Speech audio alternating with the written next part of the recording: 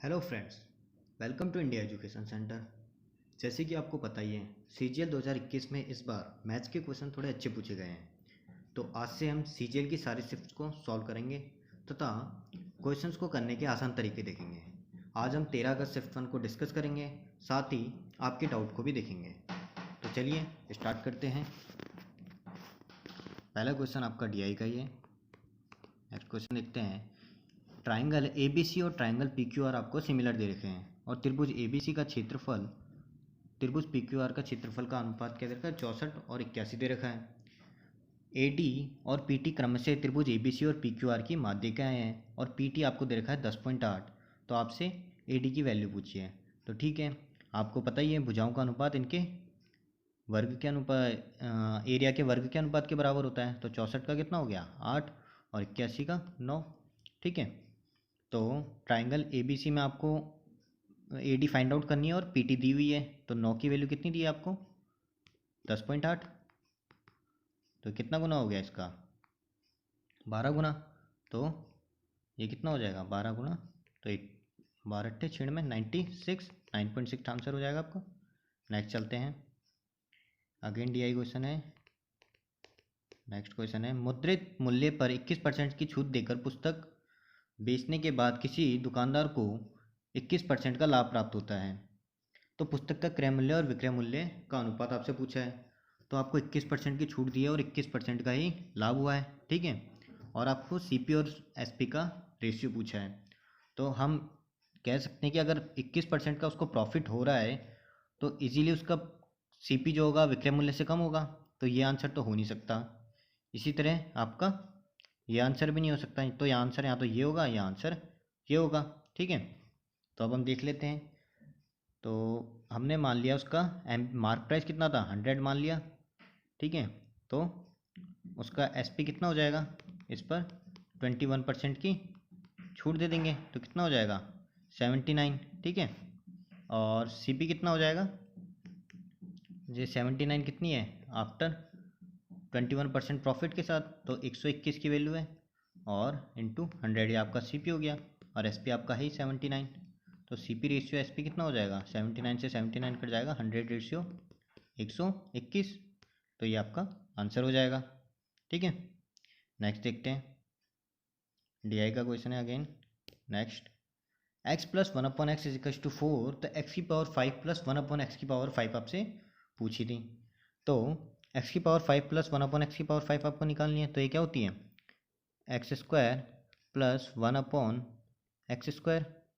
ठीक है, into x³ plus 1/x³ और माइनस x प्लस 1/x, यही होती है आपकी x की पावर 5 प्लस 1/x की पावर 5। तो x² प्लस 1/x² कितना हो जाएगा यहाँ से 4 चौक 16 -4 सॉरी -2, तो कितना हो गया 14। और x³ प्लस 1/x³ कितना होगा x³ प्लस 1/x³ हो जाएगा आपकी 4 की क्यू -3 × 4। तो 4 की क्यू कितना हो गया 64 -12, तो कितना हो जाएगा आपका 52 और माइनस एक्स प्लस 1/x कितना दे रखा आपको 4। ठीक है, तो यहाँ से आप देख सकते हैं कि 4 दूनी 8 -4 करेंगे तो लास्ट डिजिट तो आपकी कितनी आनी चाहिए 4 आनी चाहिए। तो ये आंसर तो हो नहीं सकता, ये आंसर हो नहीं सकता। ठीक है, और 14 पंजे 70 होता है तो 700। ठीक है, तो 4 माइनस होगा और 14 गुणा 2 भी करना है, तो ये आंसर 700 प्लस आएगा। एक ही ऑप्शन है 3। तो पूरी कैलकुलेशन नहीं करनी थी, बाकी आप इसको करेंगे तो सॉल्व इजीली हो जाएगा। 14 पंजे 70 और 14 दूनी 28, 728 -4 करोगे तो 724 आ जाएगा। आगे देखते हैं नेक्स्ट क्वेश्चन।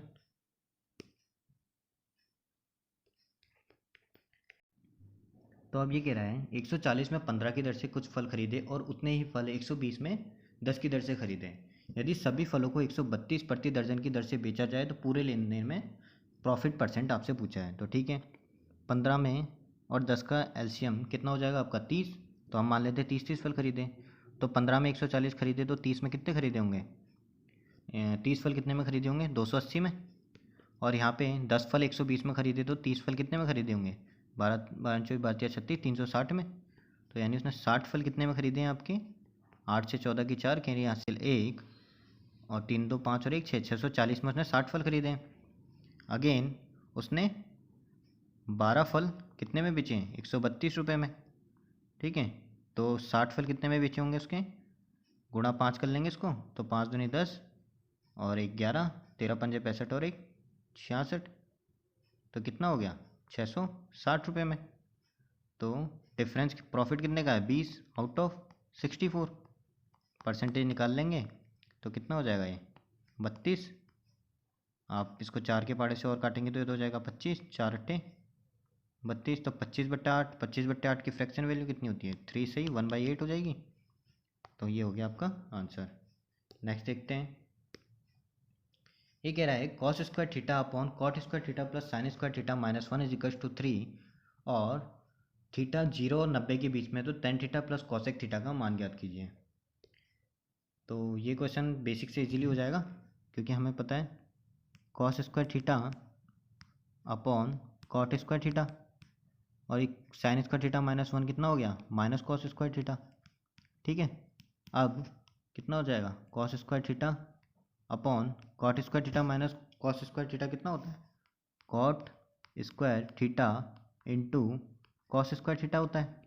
इससे ये कट जाएगा तो 1 कॉट स्क्वायर थीटा कितना हो गया? Ten square theta.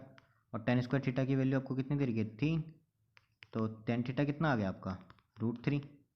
मतलब थीटा कितना है? 60 डिग्री। यहाँ से इजीली फाइंड आउट हो जाएगी वैल्यू 60 डिग्री।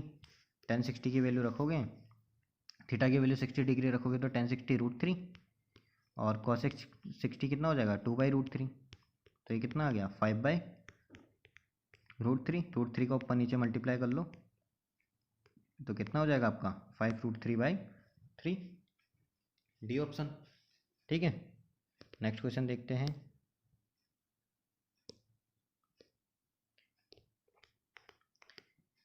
एक्स और वाई किसी नदी पर दो बिंदु हैं।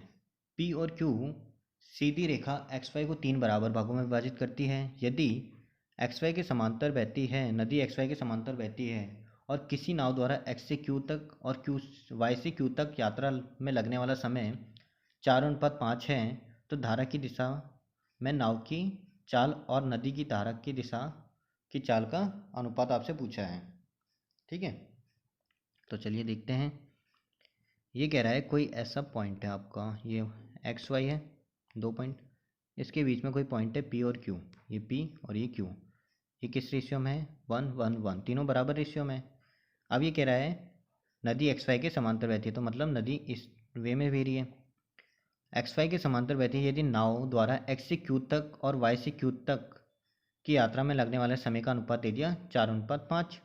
ठीक है, तो धारा की दिशा में नाव की चाल और नदी की धारा की चाल, तो आपको फाइंड आउट करना है। यहाँ से मान लो एक्स से क्यू गया तो मतलब उसने कितनी डिस्टेंस तय करी? दो। तो 2 डिस्टेंस तय करी किस रेट से? u+v से। ठीक है, और वापस y से q, ये किस में हो जाएगी? u-v से। तो दूरी कितनी है? 1 में u-v। इसका रेशियो आपको कितना दे रखा है? 4/5। ठीक है, 2 से 2 कट जाएगा तो यहाँ से आपका u-v अपॉन u+v का रेशियो कितना आ जाएगा? 2/5। ठीक है, कंपोनेंटो डिविडेंटो लगा देंगे तो u/v की वैल्यू कितनी आ जाएगी आपकी? 5 और 2 7 और 5 - 2 3। तो आपसे क्या पूछा है अब? धारा की दिशा में नाव की चाल वो कितनी हो जाएगी? 7 + 3 10 और नदी की धारा की चाल, तो धारा की चाल कितनी है आपकी? 3, तो 10/3 आपका आंसर हो जाएगा। नेक्स्ट देखते हैं। एक निश्चित कार्य को करने में ए और बी वैकल्पिक दिन से कार्य करते हैं। पहले दिन बी कार्य शुरू करता है। अकेले ए उसी कार्य को 24 दिन में कर सकता है। यदि 11 से 1/3 दिनों में पूरा होता है तो अकेले बी मूल कार्य का 7/9 भाग कितने दिनों में करेगा? ठीक है, तो चलिए देखते हैं।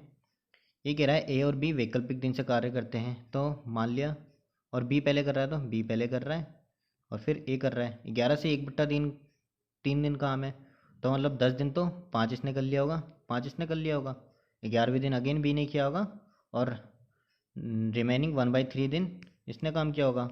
तो यानी बी ने तो 6 दिन काम किया और ए ने कितने दिन काम किया? 5 से 1/3। ठीक है, इतने दिन काम किया। तो इसको सॉल्व करेंगे तो कितना आ जाएगा 16/3। तो ए ने 16/3 काम कर लिया, तो कितने दिन का काम छोड़ा ए ने? 24 माइनस 16/3 दिन का काम छोड़ दिया इसने। ठीक है, ए के 24 माइनस 16/3 दिन का काम बी ने कितने करा दिन में करा? 6 दिन में, क्योंकि यही रिमेनिंग काम था। टोटल ए 24 दिन में कर सकता था, उसने 16/3 दिन काम किया, तो रिमेनिंग इतना छोड़ा होगा, और बी ने वो 6 दिन में कर लिया। इसको आप सॉल्व करेंगे तो कितना हो जाएगा? 72 माइनस 16, 24 72 माइनस 16, 72 माइनस 16/3, कितना दिन हो गया? 6। इसको सॉल्व करेंगे, 56/3 हो गया। 56/3 दिन का काम 6 दिन में हुआ। तो एक दिन का काम कितने दिन में हुआ होगा? यहाँ से लिख लेते हैं इसको, आगे यहाँ पे लिख रहे हैं। एक दिन का काम 6 × 3/56 दिन में हुआ। पर ए ने तो टोटल 24 दिन में किया था, तो टोटल काम इतने दिन में होगा 24। ठीक है, और ये पूरा काम बी इतने दिनों में कर लेता, पर उसको करना कितना है? 7/9 ही दिन काम करना है। क्वेश्चन में दिया हुआ है आपको 7/9 ही काम करना है आपको। ठीक है, तो इसको काट लेंगे, 7 8 56 हो जाएगा, 8 तिया 24, 3 तिया 9, 9 से 9 कैंसिल, तो कितने दिन बचे? 6 दिन। तो बी ने 6 दिन में काम किया होगा। ठीक है, आगे देखते हैं। एक चक्रीय चतुर्भुज, ये कह रहा है आपका कि एक चक्रीय चतुर्भुज ए बी सी डी की भुजाएं ए बी और सी डी को बढ़ाया जाता है जो ई पर मिलती है, और भुजाएं ए डी और बी सी बढ़ाए जाने पर एफ पर मिलती हैं। यदि एंगल ए डी सी बराबर 78 डिग्री, बी ई सी बराबर 52 डिग्री, तो ए एफ बी की वैल्यू आपसे पूछी है। तो ये कह रहा है कोई सर्किल है ऐसे, इसमें ऐसे है ए बी, और ये कोई पॉइंट है, ये कोई दूसरी है डी सी, ये दोनों ई पर मिलती हैं, और बी सी और ये आपकी ए डी को बढ़ाने पर एफ पॉइंट पे मिलती है। ठीक है, तो आपको ए डी सी की value they the. A D C कहाँ पे? ये एंगल आपको दे रखा है कितना? ये आपको एंगल दे रखा है 78 डिग्री, 78, और एंगल बी ई सी आपको दे दिया, तो ये कितना दे दिया आपको? 52 डिग्री। ठीक है, तो एंगल ए एफ बी की वैल्यू आपसे पूछिए, ये वैल्यू आपको फाइंड आउट करनी है। इस वैल्यू को फाइंड आउट करने के लिए आपके पास ये एंगल मिल जाए तो, और ये एंगल मिल जाए तो काम बन जाएगा? बोले बन जाएगा। तो चलो देखते हैं। ये 108, ये 78 डिग्री है, तो ये कितना होगा? 102 डिग्री हो जाएगा। आमने सामने के एंगल का एक 180 डिग्री होता है। अगेन ये 78 है, ये 52 है, तो ये एंगल कितना हो जाएगा? 7 5 12 और 13 50 डिग्री हो जाएगा, 50 डिग्री। तो ये दोनों एंगल कितने हो गए? 152 डिग्री। तो ये कितना हो जाएगा? 180 माइनस 152 डिग्री, वो कितना हो गया? 28 डिग्री। तो ये एंगल कितना हो गया आपका? 28 डिग्री। नेक्स्ट देखते हैं। 21 सेंटीमीटर लंबी एक जीवा 25 सेंटीमीटर व्यास वाले एक वृत्त में खींची जाती है, तो केंद्र से जीवा की लंबवत दूरी फाइंड आउट करनी है। ये कह रहा है ऐसा कोई सर्किल है, ये 21 सेंटीमीटर की जीवा है, तो ये 90 डिग्री होगा। इसकी रेडियस कितनी दे दी आपको? 25/2, व्यास 25 है तो रेडियस 25/2, और केंद्र से जीवा पर डाला गया लंब जीवा को बराबर भागों में बांटता है, तो ये 21/2 और ये भी 21/2। तो आपसे ये वैल्यू फाइंड आउट करनी है, तो कर लेंगे। तो कितना हो जाएगा? 25/2 अंडर रूट में ये वाली वैल्यू कितनी हो जाएगी? अंडर रूट 25/2 का स्क्वायर माइनस 21/2 का स्क्वायर, यही होगी। तो 25 का स्क्वायर 625 माइनस 21 का स्क्वायर 441/4 अंडर रूट। इसको काटोगे तो कितना आ जाएगा? 5 में से 1 गया 4, और 8 184/4। इसको सॉल्व करोगे तो कितना आ जाएगा? 4 चौक 16, 4 5 24 अंडर रूट 46। ठीक है, नेक्स्ट देखते हैं। अब ये कह रहा है 5 अंकों वाली एक संख्या 676xy 3711 से विभाज्य है, तो 3x माइनस 5y का वैल्यू आपसे पूछा है। ऐसे क्वेश्चन हमने CHSL में भी किए थे। इसको दो तरीके से कर सकते हैं, 3 7 और 11। इनका एलसीएम लोगे तो कितना आ जाएगा? 7 21 231 आ जाएगा इनका एलसीएम। ठीक है, तो हम 676 एक्स वाई को एक बार डबल जीरो मान के देख लेते हैं। तो भाग करेंगे तो कितना आ जाएगा, 2 बार भाग करेंगे तो कितना आ जाएगा, 462। ठीक है, 6 में से 2 गया 4, 7 में से 6 गया 1, 6 में से 4 गया 2, 0 अगेन। 10 बार में तो ज़्यादा हो जाएगा, 9 बार करके देख लेते हैं। तो 9 एकम 9, 9 तिया 27 के हासिल 2, 9 दिन 18 और 20 हो गया। घटाएंगे तो कितना आ जाएगा ये, 10 में से 9 गया 1 और 7 और 6 13 6 और यहाँ पे 0 हो गया। अगेन 0 उतरेगा, 3 बार में ज़्यादा हो जाएगा तो 2 बार, 2 से 31 462 हो गया। घटा के देखेंगे तो कितना आ जाएगा, 8, ये हो गया आपका 4, ये हो गया 148। मतलब अगर हम 148 इस संख्या में से हटा लें या तो तब डिवाइड हो जाएगी, या फिर इन दोनों का डिफरेंस इसमें ऐड कर लें तब डिवाइड हो जाएगी। तो 231 माइनस 148 करेंगे तो कितना आ जाएगा आपके पास, 231 माइनस 148 करोगे तो आपके पास ये संख्या कितनी आ जाएगी, करके देख लेते हैं। तो ये तो 48 और 52, 52 प्लस 31, 148 प्लस 52 करेंगे तो 200 हो जाएगा, और 31 और है तो 31 हो जाएगा, 2 और 1 3, 5 3 8। मतलब यहाँ पे एक्स वाई की जगह अगर 83 हो तो ये संख्या डिवाइड हो जाएगी।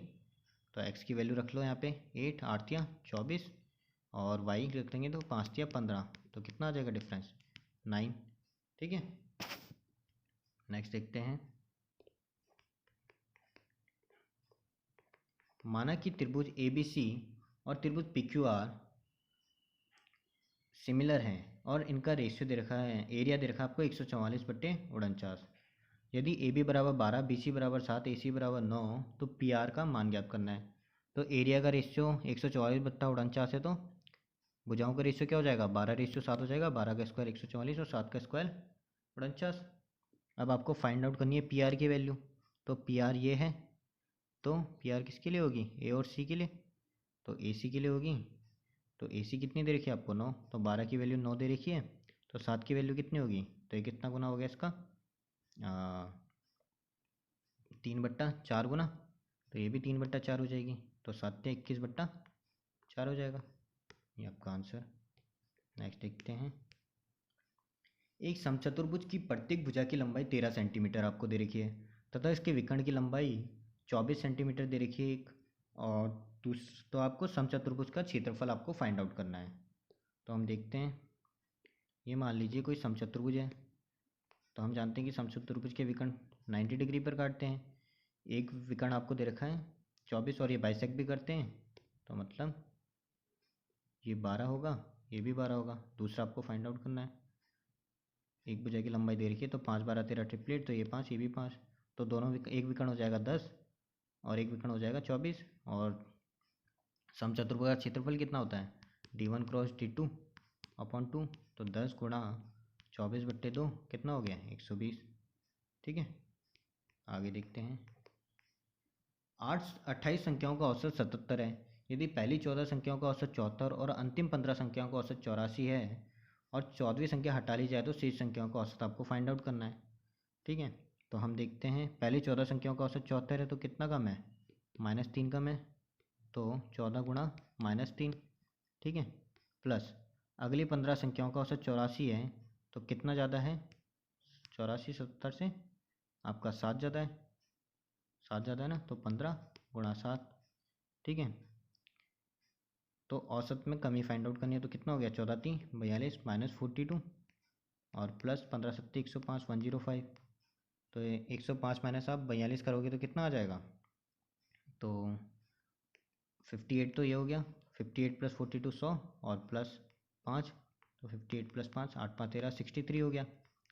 और ये कितने संख्याओं में डिवाइड होगा, 14वीं संख्या तो हटा दी, तो 27 में काट लो, 9 7 63 9 18 9 3 27, मतलब 2.3 इतना कम हो जाएगा सब में से। तो इतना कम करोगे आप 77 में से, 77 में से 2.33 का हटाओगे तो कितना बचेगा, 74.69 या 74.7। ठीक है, आगे देखते हैं नया question, next question. Cosec theta upon cosec theta -1 plus cosec theta upon cosec theta +1 minus ten square theta का मान आपसे फाइंड आउट करना है। तो हम यहाँ पे देख सकते हैं कि आपके जो चारों ऑप्शन है वो थीटा की वैल्यू पर अलग अलग मान दे रहे हैं। ठीक है, कोई भी सेम मान नहीं आएगा, दिखने से ही लग रहा है। तो हम थीटा कुछ भी वैल्यू पुट कर सकते हैं। 90 और 0 के बीच में तो 45 पुट करते हैं। तो कॉसेक 45 की वैल्यू कितनी हो जाएगी, root two minus one plus root two upon root two plus one और माइनस टेन स्क्वायर थीटा 45 की वैल्यू 1। सॉल्व करके देखते हैं तो रूट टू तो कॉमन आ जाएगा, रूट टू प्लस वन और plus root two minus one हो जाएगा upon A square minus B square, तो 2 माइनस वन और माइनस वन। तो ये तो कितना हो गया, 1, 1 से 1 कैंसिल, तो कितना बचा, 2√2 और 2√2 इंटू रूट टू करोगे तो कितना आ जाएगा 4 और माइनस वन है तो minus one is equal to 3। अब 45 पे 3 किस पे आ रहा है, इस पे रख के देखोगे तो कॉस 45 की वैल्यू आपकी रूट टू का स्क्वायर 2 प्लस वन 3 आ रहा है। ठीक है, इस पे आ नहीं सकता क्योंकि दो गुणा हो रहा है तो मतलब सम संख्या ही आएगी, सेक स्क्वायर की वैल्यू 2 ही आएगी और 1 माइनस वन तो 0 होता है, तो ये भी नहीं हो सकता, आपका पहला आंसर। नेक्स्ट देखते हैं, कॉट 25, कॉट 35, कॉट 45, कॉट 55 और 65 का मान पूछा है आपसे। तो कॉट 25 और कॉट 65, तो ये आपके 90 बना रहे हैं, 25 और 65 तो ये 1 हो गया।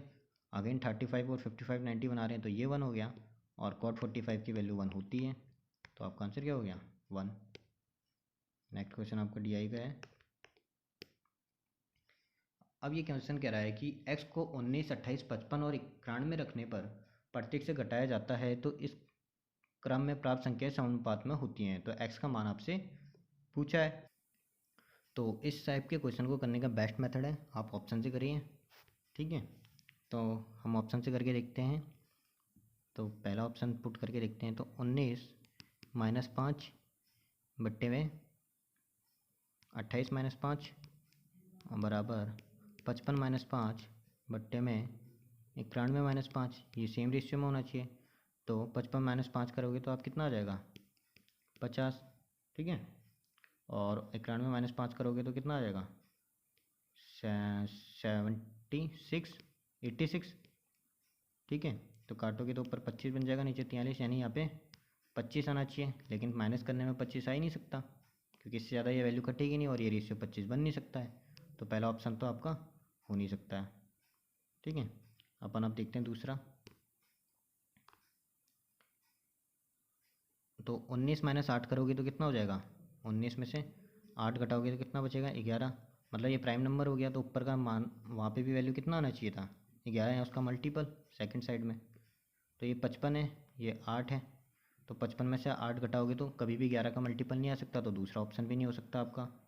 ठीक है, नेक्स्ट देखते हैं।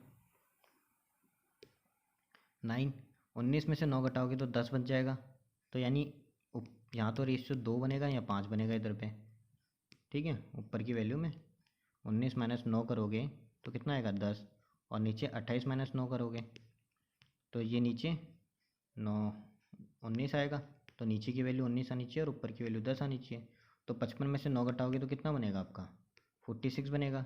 तो 46 से ना कभी 5 आ सकता है और ना ना कभी 10 आएगा 46 में, क्योंकि कोई सी भी वैल्यू से काट लो 10 नहीं बनेगा, तो ये भी आंसर नहीं होगा, आगे चेक ही नहीं करना पड़ेगा। ठीक है, एक ही ऑप्शन बचता है आपका साथ, आप इसको चेक कर सकते हैं, इससे आपका आंसर आ जाएगा। बाकी 3 से आंसर नहीं आया तो इसका मतलब 4 आंसर ही होगा। नेक्स्ट करके देखते हैं, ये आपका सिंप्लीफिकेशन का क्वेश्चन है, तो इसको सॉल्व करते हैं। तो इसको सॉल्व करोगे तो कितना आ जाएगा, 1/4 आ जाएगा, 20 दूना 40, 10/4 1/4 आ गया। इस वाले को सॉल्व करोगे तो कितना आएगा, 9/6 गुणा 3, यह आएगा 9/6 गुणा 3, तो ये कितना हो गया आपका, 9/2, तो ये 9/2 हो जाएगा आपका। ठीक है, और ये कितना हो गया आपका, 8 पंचे 40, ये वाली वैल्यू, तो 1/2, यहाँ पे कितना आ गया, 1/2, तो 1/2, ये वाली वैल्यू हटाओ, 1/2 गुणा 9/2, 9/4 माइनस 1/4 कितना आ गया, 8/4 वो कितना हो गया आपका 2 के बराबर। आगे देखते हैं नेक्स्ट क्वेश्चन। ए की आय बी की आय से 45% अधिक है और सी की आय ए और बी की आय का योगफल का 60% कम है। डी और सी की आय से 20 डी की आय सी की आय से 20% अधिक है। यदि बी और डी की आय के बीच का अंतर 13,200 है तो सी की आय ज्ञात करनी है आपको। तो चलो देखते हैं। हम मान लेते हैं बी की आय कितनी है 100, तो सी की ए की आय कितनी हो जाएगी 145 हो जाएगी, इससे 45% अधिक है तो। और सी की आय इन दोनों की आय के एडिशन का 245 का 60% कम है यानी 40% है। तो 245 गुणा 4 करोगे तो कितना आ जाएगा 245 गुणा 2 करोगे तो 49, 49 इंटू 2 अगेन 98, तो इसका 40% कितना हो गया 98। ठीक है। और डी की वैल्यू इसने दी है, डी की आय जो है सी की आय से 20% अधिक है, तो मतलब तो कितनी हो गई 98/100 इंटू 120, ये हो गई आपकी डी की आय। ये तो होगी, 0 से 0 काट लो तो वैल्यू को सही करने के लिए सब जगह 10-10 का गुणा कर देते हैं, तो यहाँ से 10 गुणा करेंगे तो डी कितना बच जाएगा 98 मल्टीप्लाई बाय 12, और बी कितना हो जाएगा 1000, क्योंकि आपको बी और डी की आय का डिफरेंस दिया है। तो 98 इंटू 12 कितना हो जाएगा, ये हो जाएगा आपका 100 माइनस 2 ले सकते हैं तो 1200 माइनस 24, 1200 माइनस 24 करोगे तो आपका कितना आ जाएगा आंसर 1176, 1176 हो जाएगा। तो अब जब आप देखेंगे 1000 और 1176 के बीच का डिफरेंस कितना हो गया आपका 176, और 176 की वैल्यू कितनी दे रखी है आपको 13200। ठीक है। तो आपको फाइंड आउट करना है सी की आय, तो 98 की वैल्यू फाइंड आउट करनी है, तो कर लेते हैं। 176 की वैल्यू दे रखी है आपको 13,200, तो 98 की वैल्यू दिख रहा है 11 के पार्ट से कट जाएगा, 11 6, 11 कम 11, 11 6 66, 11 कम 11, 11 दूना 22, अगेन 4 चौक 16, 4 तिया 12, 300, और काटेंगे तो कितना कट जाएगा, तो 4 से 98 को काटेंगे तो कितना हो जाएगा 4 कम 4, 4 दूनी 8, और 4 चौक 16, 24.5, तो आंसर कितना हो जाएगा 24.5 गुणा 3, 5 तिया 15 की 5 कैंसिल 1, 4 तिया 12 और 1, 14 की 4 कैंसिल 1, 5 तिया 15 की 5 कैंसिल 4 तिया 12 और 1 13 होगा ना, तो यहाँ पे 3 आएगा, और 3 दूना 6 और 1 7, तो 73500, यही आपका आंसर हो गया। नेक्स्ट देखते हैं। x प्लस वाई बराबर 4 और 1/x प्लस 1/y बराबर 16/15 है, तो X cube plus 1/x cube plus Y cube की आपसे वैल्यू फाइंड करने के लिए बोला है। तो आप इसको सॉल्व करेंगे तो कितना आ जाएगा x plus Y upon X Y, उसकी वैल्यू कितनी दे दी आपको 16/15, तो यहाँ से x प्लस वाई आपका 4 था, तो मतलब ये कितना हुआ होगा 15/4, एक्स वाई की वैल्यू आपकी आ गई 15/4। आपको X cube plus Y cube की वैल्यू फाइंड आउट करनी है, तो वो कितनी होती है एक्स प्लस वाई की whole cube minus 3xy into X plus Y, यही होता है। तो आपको एक्स प्लस वाई की होल क्यूब है 4 की क्यूब माइनस 3xy कितना हो गया आपका 15/4, और एक्स प्लस वाई आपको दे रखा है 4, 4 से 4 करिए, 4 चौक 16 चौक 64 माइनस 15 थी 45, तो कितना हो गया है 9 और 5 14 होता है, तो 19। ठीक है। नेक्स्ट क्वेश्चन देखते हैं। यदि ब्याज की गणना 5 मासिक चक्रवर्ती के आधार पर की जाती है तो प्रति वर्ष 15% की दर से 8,192 की राशि पर 1 से 1/4 वर्ष में प्राप्त चक्रवर्ती ब्याज फाइंड आउट करना है। तो इसको कर लेते हैं। 5 मासिक के आधार पे तो 5 महीनों की कितनी बन गई रेट, तो 12 की है 15, तो 5 की कितनी हो जाएगी, काट लो, 3 पंचे 15, 3 चौक 12 बराबर 25/4 हो गई। ठीक है, 25/4 हो गई, इतनी रेट हो गई। इसको फ्रैक्शन में करोगे तो कितनी हो जाएगी 1/8, क्योंकि 25/4 गुणा 100 तो बराबर 1/8। ठीक है, 1/8 हो गई। सॉरी 1/16 होगी ना, 25 चौक 16, तो 1/8 ना होगी, 1/16 होगी। अब 1 से 1/4 वर्ष दे रखा है, तो कितने वर्ष हो गए? 1 साल में तो हो गए आपके 12 महीने, और 1/4 में 4×12 15 महीने हो गए, मतलब 5×5 की 3 बन जाएंगी, 5×5 की 3 साइकिल बन जाएंगी। तो 16 की क्यू रेशियो 17 की क्यू, 16 की क्यू कितना होता है आपका 24096, 16 की क्यू होता है 4096, और 17 की क्यू आपका 17 की क्यू हो जाता है 4913। ठीक है, 4096 और ये बन गया 4913। तो 4096 की वैल्यू आपको कितनी दे रखी है? 8192। और पूछा क्या है आपसे? CI पूछा है, तो दोनों का डिफरेंस आ जाएगा। तो दोनों का डिफरेंस कितना दे रखा है आपको? 800। 800 कितना बन जाएगा? 817 बन जाएगा, 817। ये इसका 2 गुना है, तो आंसर भी इसका 2 गुना होगा, कितना हो गया? 1634। नेक्स्ट देखते हैं।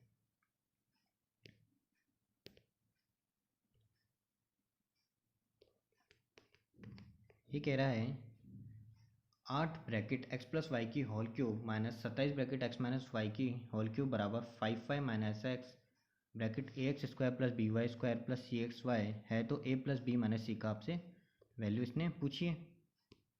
तो यहाँ पे एक्स वाई की वैल्यू कुछ भी रख सकते हैं। तो हम देखते हैं कि a प्लस बी माइनस सी बनाना है, तो यहाँ पे x की वैल्यू 1 रख लो, y की वैल्यू 1 रख लो, तो कितना बन जाएगा? a प्लस बी प्लस सी बन जाएगा।